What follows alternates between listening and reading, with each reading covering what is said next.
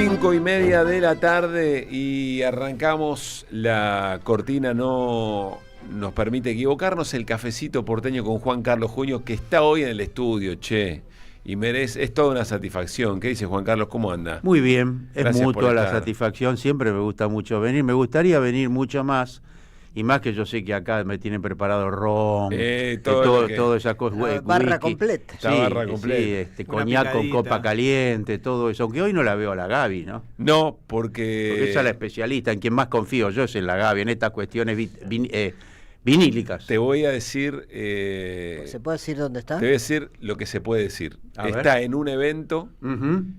que hasta que no termine, es tan importante el evento que hay pedidos de que hasta que no termine el evento no se puede contar. Es peligroso. Ni el lugar ni Es de algo quién se peligroso, trata. entonces me Ni el preocupa. lugar, ni... Pobre Está bien, Gaby. las dos... porque vos tenés la... Y yo tengo la data, Tiene sí. la data. No, yo no sé nada. Ni el Suerte que lugar... aclaraste vos porque Me Néstor quedo era un peligro. preocupado, Sí. me quedo preocupado. No, ¿por qué ¿No? preocupado? Y no sé, Te diría pero- que es un gran privilegio nuestra compañera Bueno, Gaby Radiche. Sobre todo por lo que dice Néstor, el lugar y la persona La persona en La singular. persona a la cual se homenajea en ese lugar. en Ajá. ese lugar y fue a cubrir Gaby. Ajá. Pero que no se Por puede... otro medio que no somos nosotros. Bueno, pero está Ya, vestida... ya la pudrió, Néstor. Tiene toda la No, camiseta Jorge no tiene puesta. nada todavía. Podría decir hasta el No, barrio yo del no me lugar, doy un cuenta, barrio. la verdad no me doy cuenta de qué se trata. ¿Viste? Es que no se puede contar. Está bien. Hay un Bueno, pedido vamos explícito. vamos a respetarlo. Che. De hecho, creo que estamos contando demasiado. Sí, yo también Me creo. parece.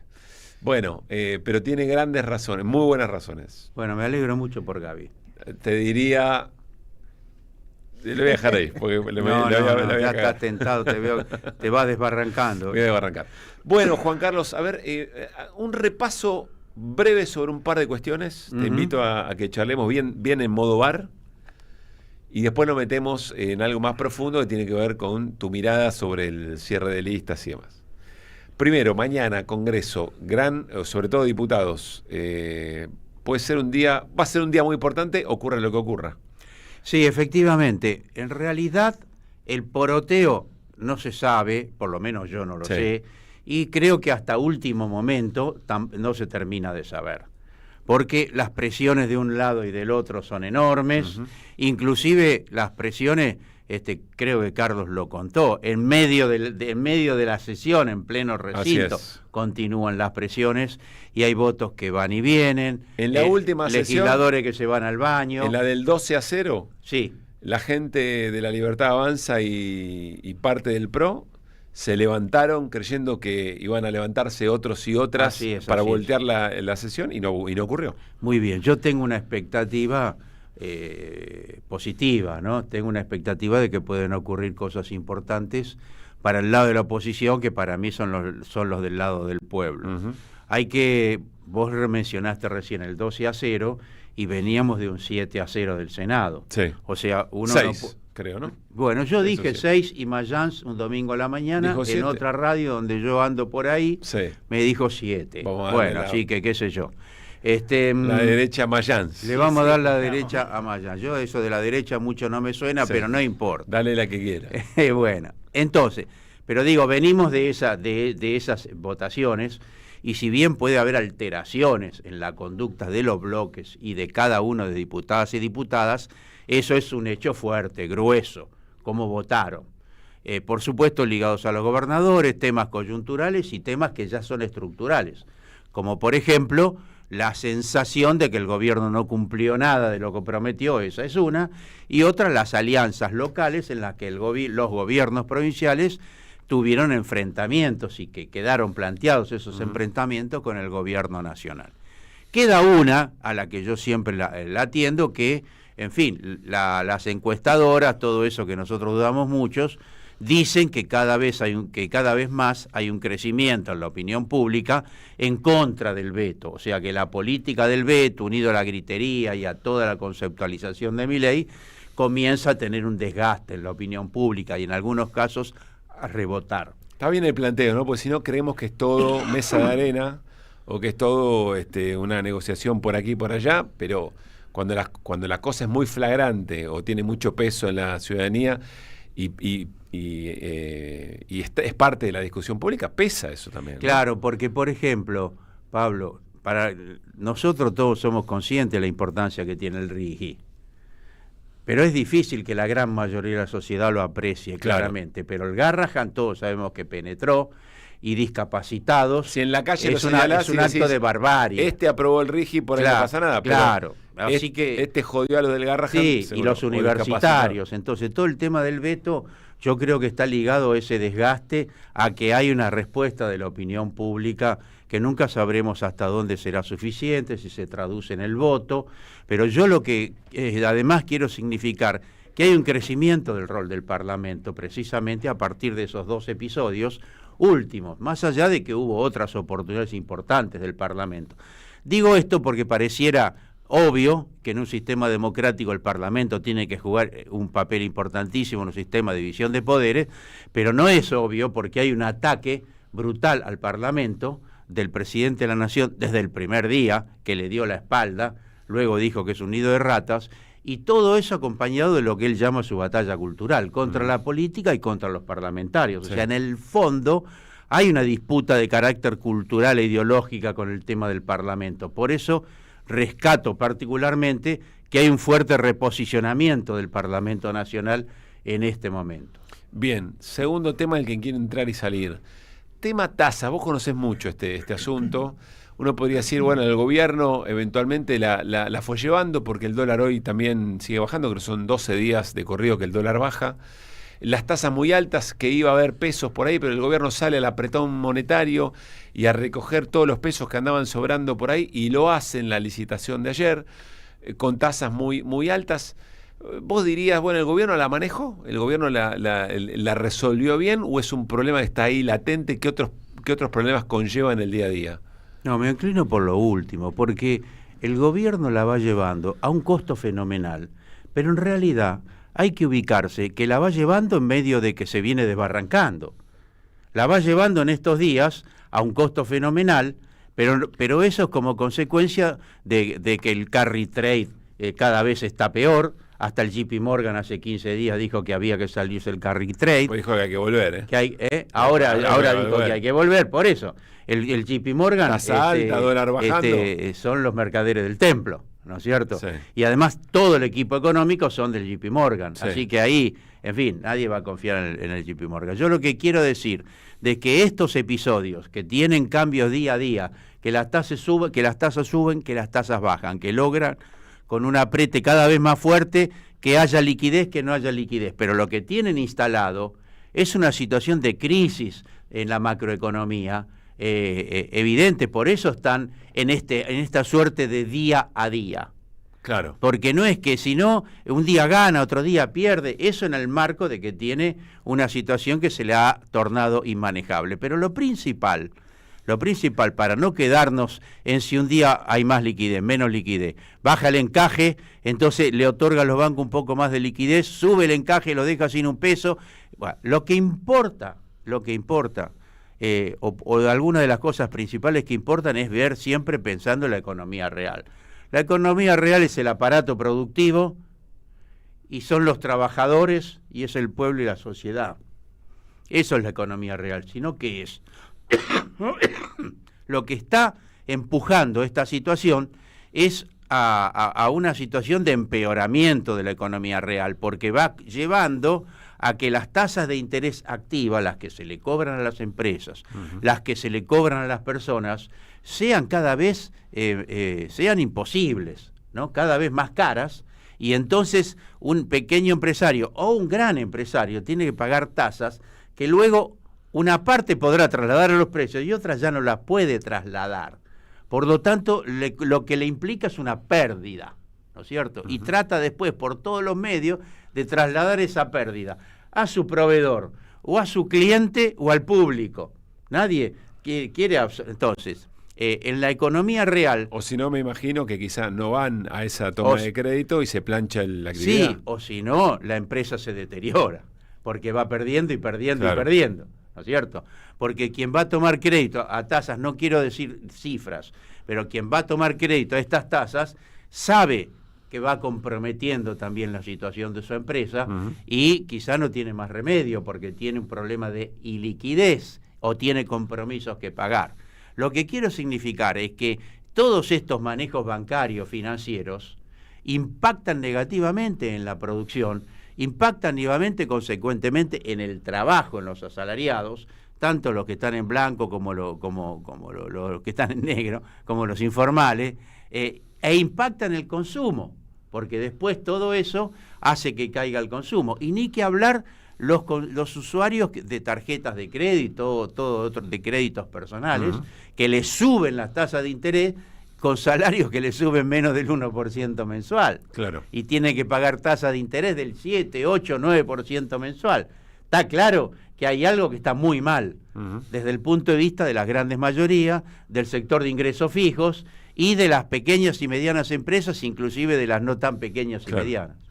Bueno, ahora sí, nos metemos, queremos conocer tu mirada sobre el cierre de listas.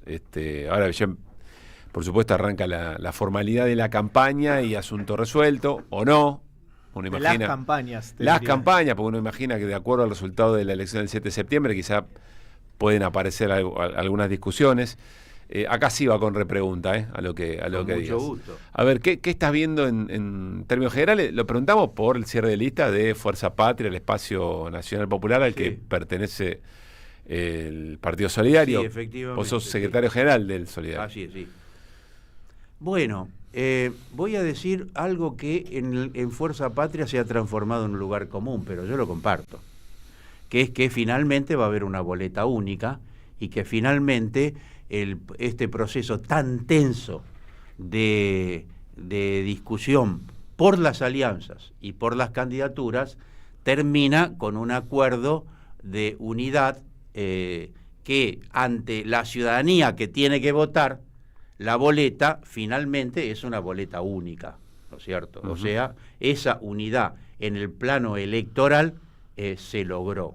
Y creo que es importante, teniendo en cuenta que en realidad nosotros venimos de una derrota importante de octubre del 23, que fue una derrota política, electoral y cultural, y esas derrotas siempre tienen consecuencias duraderas, ¿no es cierto?, en el paradigma, en las responsabilidades, en autocrítica o no autocrítica, en cuál debe ser la nueva propuesta y los cambios que se tienen que generar, y también en las disputas por las representaciones, para no decir lo más común que son las disputas de poder, sino en las disputas por el lugar de representaciones. Por lo tanto, haber logrado que en la provincia de Buenos Aires, además, esté Tayana, que es una figura, como ahora todos hablan, ecuménica, o sea, una figura respetada por todas las fuerzas que integran Fuerza Patria y por una gran parte de la sociedad. Bueno, después, en la elaboración del listado de candidatos, eso es, en todo caso, polémico. Para mí lo principal es lo anterior. En la elaboración de los listados hay conformes y disconformes. Hay algunos que uno siente que tienen un alto grado de representatividad y otros que no.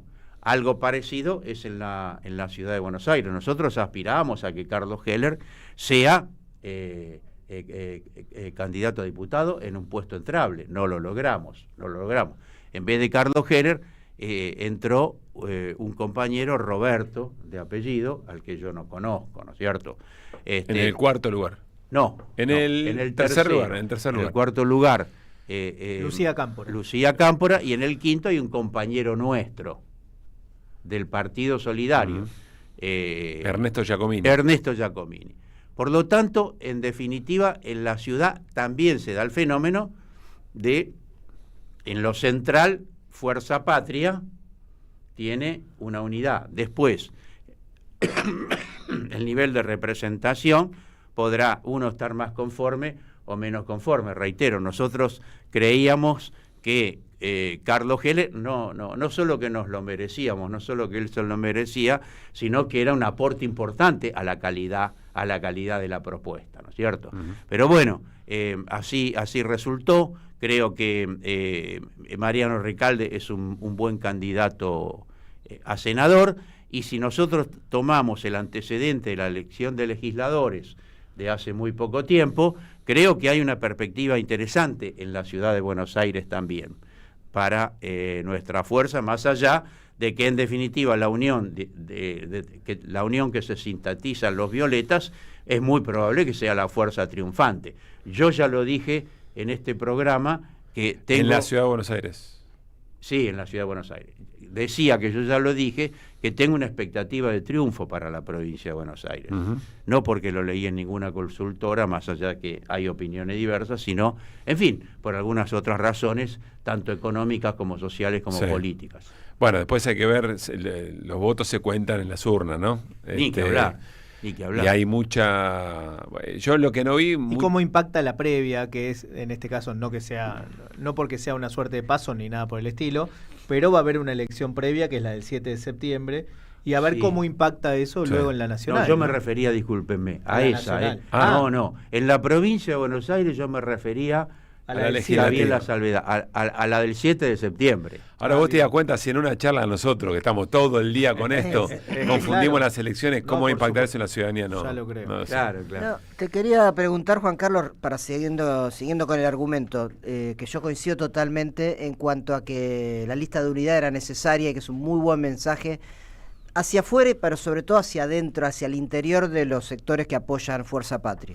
Pero hacia afuera, dado que mucha gente que votó a Milei se sintió desencantada del gobierno de Alberto y que hay que recuperar, ¿se puede conjugar eso? Es decir, los nombres que hay, ¿son también atractivos para ese electorado que abandonó las filas y se pasó al mileísmo con cierta esperanza, que ahora entiendo que muchos de ellos están desilusionados? Sí. Pero digo, ¿qué se privilegió más? En todo caso, ¿qué habría que haber privilegiado más?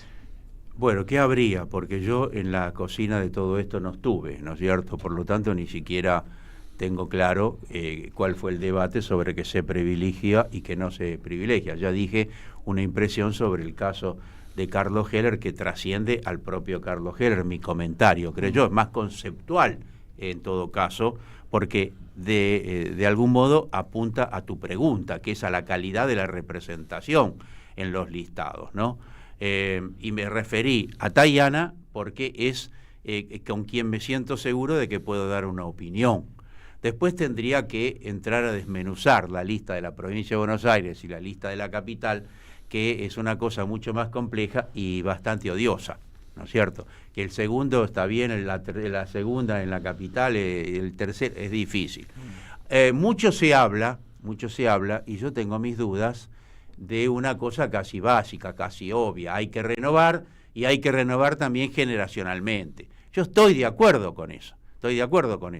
Por eso, así como nos lamentamos mucho el tema de que no está Carlos Heller, también estamos felices de que nuestro compañero Ernesto Giacomini tiene 40 años y es un joven que para nuestro partido y en la perspectiva no solo del partido, sino en general, creo que es una necesidad. Y en las legislativas nosotros fuimos con una compañera que tiene 37, 38, Nati Stopani. O sea que yo creo que esas cosas, y no sé, habría que pensarlo bien, si no hay una parte de eso.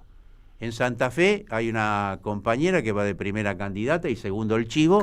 Yo no la conozco, pero bueno, creo que sale al encuentro. Y en la de la provincia de Buenos Aires también hay novedades, pero como no domino bien quiénes son, pero no hay duda de que hay una demanda de la ciudadanía en que tiene que haber renovaciones y hay una crítica a ciertas estructuras conceptuales y personales que están perimidas. A ver, varias preguntitas. 5:48, estamos en el cafecito con Junio. El método Grabois para conseguir lo que Patria Grande consiguió, ¿te parece es correcto? Me quiere complicar la vida. Y estamos para eso. No le vamos a sacar, como dicen. La nalga a la eso es un preciosismo. Jeringa se puede decir. Caruso, eso es un preciosismo tuyo que no camina. Mirá. A la intramuscular. La nalga a la intramuscular. Yo lo que creo de eso, en el fondo, que lo que hay es un tema de acumulación de fuerza. No es simplemente un tema de estilo. Si vos lo que te referís o me preguntás es si al estilo, el estilo de Grabois... No, yo digo, la unidad es lo más importante y todos tenían en cuenta que era lo más importante. Sí. Y Grabois fue a presionar sobre lo más frágil que tiene el armado. Y sobre esa presión, Sí, sobre sí, lo más yo no- frágil, nosotros no lo obtuvo esos hubiéramos lugares. hecho, creo, con ese, porque no es que lo metodológico y las formas son poco importantes. Quizá lo más importante es lo de fondo, que es lo que quería decir. Porque vos podés ser muy prolijo o muy bestial, pero tenés que tener una acumulación para hacerlo. Si no tenés una acumulación electoral o política, lo hagas a lo bruto o lo hagas como el mejor diplomático de la tierra, no tiene Y sentido. Patria Grande la tiene. Entonces yo creo Esa acumulación, eso es lo que decís. que algo de eso tiene que haber. Entonces, después, bueno, a mí no me simpatiza ese modo, pero bueno, lo de fondo es que tenía la posibilidad de reclamar lugares que, si los lugares que logró son proporcionales a esa acumulación o no tienen proporcionalidad y son exagerados o están minimizados, eso también forma parte No, de... la otra pregunta podría ser, ¿y entonces cómo hace si en la discusión más superestructural, más de cúpula, cómo hace una fuerza que no es parte del peronismo eventualmente para meterse en para terciar y para tener su lugar? Bueno, para Esa eso pregunta también debiera resolverse con que la fuerza hegemónica, Ujú. que no está mal ni es el que haya una fuerza hegemónica. La hegemonía no la inventó Gramsci cuando escribió un libro. Ujú. Gramsci hizo teoría, doctrina, fue un genio, pero la hegemonía existe desde que el mundo es mundo. Si yo tengo 100.000 hombres y vos 10.000, y si yo tengo 30 senadores en el Senado romano y vos tenés 2, entonces tengo la hegemonía. Entonces el problema es que en un frente político o en un bloque político-social, hablando de Gramsci, él planteaba esto del bloque político-social, quien tiene la hegemonía tiene que tener un sentido democrático y de manejo equilibrado de las relaciones de fuerza para que las otras fuerzas políticas, sociales o culturales que integran puedan entonces tener lugares de representación. Si no, no está bien y genera tensiones y genera debilidades a esa fuerza, a ese proyecto, a ese diseño. Está clarísimo para mí el abordaje y la mirada. Estamos en el cafecito con Juan Carlos Juño, hoy en vivo, acá en los estudios de la 530. Bueno, entonces caminamos ahora hacia la campaña. Última pregunta sobre eso. Hay mucho de valoración de la unidad, que está muy bien. Ver Bolivia, aunque las situaciones son muy distintas, pero está claro.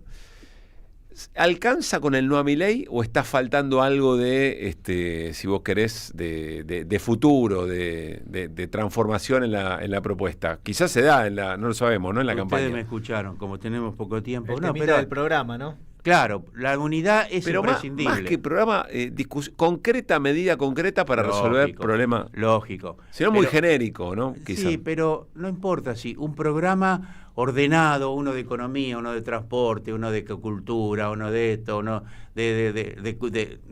eso puede ser así. Y eso se va constituyendo en las fuerzas políticas cuando las alianzas son duraderas. Y entonces el programa se va armando, se hace un congreso, se hace una conferencia, se discute, se polemiza y se va articulando un programa a la ciudadanía. Por eso acá no lo tenemos. Ahora, volviendo a la unidad, la desunión y la división, sin llegar a un caso tan extremo como el de Bolivia, es derrota. No, está bien, por eso digo. Es derrota. Eso está sin bien llegar positivo. a la catástrofe boliviana, te alcanza, que la historia no los absolverá. ¿Te alcanza con la unidad y el no a Milei? La unidad es imprescindible en todas las épocas. Ahora bien, si no hay ideas y no hay una propuesta a la sociedad, no alcanza. Nosotros tenemos que tener una propuesta a la sociedad. Y si no la tenemos es que alguna insuficiencia hay. Porque una propuesta a la sociedad, de hecho, implica asumir un debate con contradicciones. ¿Qué vamos a decir sobre la deuda? Bueno, ahí hay opiniones seguramente diversas. ¿Qué vamos a decir sobre la distribución de la riqueza? O sea, ¿vamos a hacer una ley tributaria de qué tipo? ¿A quién vamos a gravar y a quién no vamos a gravar? Y afrontar ese debate, que después termine en una línea, o en 2 o en 3, es un debate espinoso, porque define a qué sectores vas a perjudicar y a qué sectores vas a beneficiar. Nuestra posición siguiendo bastante a García Linera, aunque hoy vi una notita corta de esas de Aleman que indirectamente lo critica, yo estoy con García Linera, no es posible avanzar en los proyectos progresistas, creo que lo reitero en una contratapa de ayer o de antes de ayer de Página, no es posible avanzar si los gobiernos progresistas no satisfacen las necesidades económicas, sociales y culturales de los pueblos. Y para eso tenés que establecer grandes reformas. Y me adelanto a decir, para que no me digan, bueno, pero eso no vengas con cuestiones revolucionarias. Por eso hablo de reformas. Y no es porque no me simpaticen las revoluciones sociales, ¿no? En la larga duración, como diría Brodel, acá miro a un amigo historiador que estudió, en la larga duración, los grandes cambios de la humanidad se dan en las revoluciones sociales. Estamos hablando de que hay que definir ideas y algunas líneas troncales que encaren distribución de la riqueza de las minorías enriquecidas, no con este gobierno, ni siquiera con el gobierno de Alberto y ni siquiera con el de Macri. Hasta Cristina decía en su propio gobierno que se la llevan en pala, ¿se acuerda? O sea, en este sistema capitalista, que cada vez se concentra más, hay núcleos que tienen grandes riquezas y grandes patrimonios. Por lo tanto, ahí hay que ir. Y eso es un conflicto político. Y también en los planos culturales, y para eso tenés que tener un Estado fuerte que pueda regular el anti-Sturzenegger. Por algo ellos tienen un Sturzenegger, porque necesitan precisamente que no haya un Estado nacional que juegue un papel a favor de las grandes mayorías, fundamentalmente en la distribución de los bienes sociales, para atender las necesidades de la sociedad. Pero bueno, eso, como suele decirse, es otra historia. Con la unidad no alcanza, me quedo con eso, y no un programa muy articulado, pero 3 o 4 ideas sobre cómo resolver esto. Por lo menos en esta etapa, y dentro de 2 años y 4 y 6 tendremos programas más articulados. Juan Carlos, gracias por haber venido. No, al contrario. Lindo cafecito, ¿eh? Lo tomamos hoy con Juan Carlos en este bar imaginario.